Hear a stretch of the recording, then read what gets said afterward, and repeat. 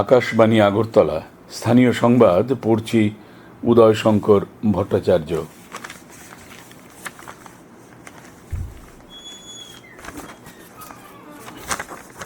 G7 শীর্ষ সম্মেলনে যোগ দিতে প্রধানমন্ত্রী নরেন্দ্র মোদী আজ ইতালির আপুলিয়ায় যাচ্ছেন।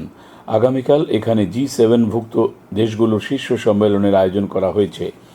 নয়াদিল্লিতে বিদেশ সচিব বিনয় কোয়াত্রা গতকাল সংবাদ মাধ্যমকে জানান, আমন্ত্রিত সদস্য দেশ হিসেবে G7 সম্মেলনে উপস্থিত থাকার জন্য ভারতকে আমন্ত্রণ জানানো হয়েছে।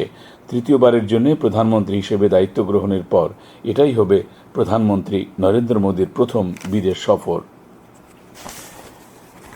ত্রিপুরা থেকে আজ মধ্যপ্রাচ্যের ওমানে জৈব পদ্ধতিতে উৎপাদিত সুস্বাদু আনারস রপ্তানি করা হবে।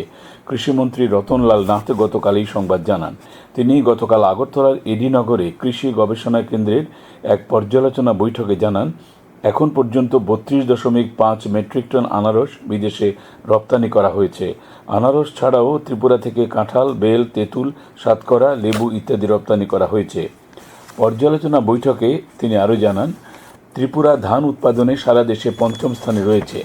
রাজ্যে প্রতি হেক্টর পিছু ধান উৎপাদন হয় 3,459 মেট্রিক টন। 2023-24 অর্থ বছরে ত্রিপুরায় ধান উৎপাদন হয়েছে 8,50,000 মেট্রিক টন। এবছর তার লক্ষ্যমাত্রা 9,54,000 মেট্রিক টন। কৃষিমন্ত্রী গতকাল আগরতলার অরুন্ধতিনগরস্থিত কৃষি গবেষণা কেন্দ্রে আয়োজিত এক পর্যালোচনা সভায় একথা বলেন। তিনি বলেন, ধান, শাকসবজি উৎপাদনে রাজ্যের সিপাহীজলা, গোমতী এবং দক্ষিণ জেলা স্বয়ম্বর। খোয়াই, ধলাই, ঊনকোটি জেলা স্বয়ম্বরতা অর্জনের কাছাকাছি রয়েছে। ত্রিপুরাই একমাত্র রাজ্য যেখানে ইউরিয়া, এমএসপি প্রভৃতি কৃষি সারে ভর্তুকিতে দেওয়া হয়। উদ্যানজাত ফসল উৎপাদনেও রাজ্যের যথেষ্ট অগ্রগতি হয়েছে বলে তিনি জানান। মুখ্যমন্ত্রী অধ্যাপক ডাক্তার মানিক সাহা বলেছেন, ওড়িশা রাজ্যের ব্যাপক অগ্রগতি এখন শুধু সময়ের অপেক্ষা।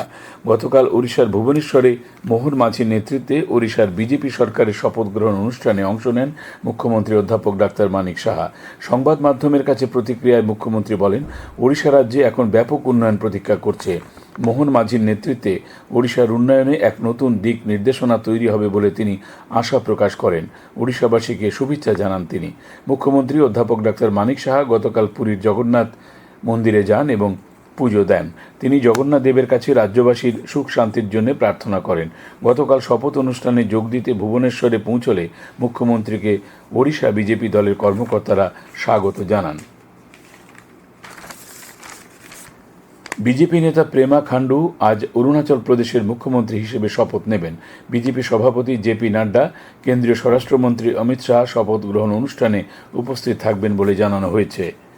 গোমতী জেলায় স্বাস্থ্য বিষয়ক পরিকাঠামো উন্নয়নের জন্য চলতি অর্থ বছরে প্রায় 30 কোটি টাকা বরাদ্দ করা হয়েছে।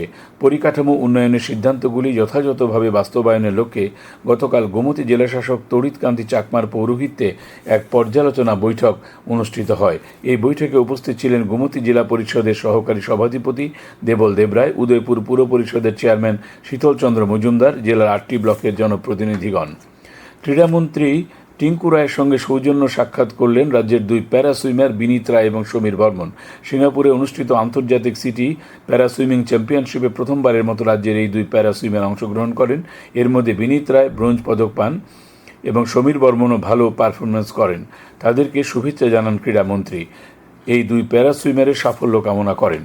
সদরের আন্তঃস্কুল মেয়েদের T20 ক্রিকেটের 2টি সেমিফাইনাল আজ হবে। পুলিশ ট্রেনিং একাডেমি মাঠে সকালে আসাম রাইফেলস পাবলিক স্কুল খেলবে নন্দননগর স্কুলের বিরুদ্ধে। পরে দুপুরে দ্বিতীয় সেমিফাইনালে প্রণবানন্দ বিদ্যামন্দির খেলবে বিদ্যাসাগর স্কুলের বিরুদ্ধে। 15 জুন আসরের ফাইনাল খেলাটি হবে। আজ দুপুর পর্যন্ত আবহাওয়ার পূর্বাভাসে জানানো হয়, আকাশ সাধারণত মেঘলা থাকবে, বজ্রবিদ্যুৎ সহ হালকা মাঝারি ধরনের বৃষ্টির সম্ভাবনা রয়েছে। কোথাও দমকা হাওয়া বয়ে যেতে পারে। আগরতলা এবং তার আশেপাশে গতকাল সকাল থেকে আজ ভোর পর্যন্ত বৃষ্টি হয়েছে 2 মিলিমিটার। আগরতলায় আজ ভোরে সর্বনিম্ন তাপমাত্রা ছিল 26.6 ডিগ্রি সেলসিয়াস। দিনে সর্বোচ্চ তাপমাত্রা থাকবে 35 ডিগ্রির কাছাকাছি। স্থানীয় সংবাদ এখনকার মতো শেষ হলো।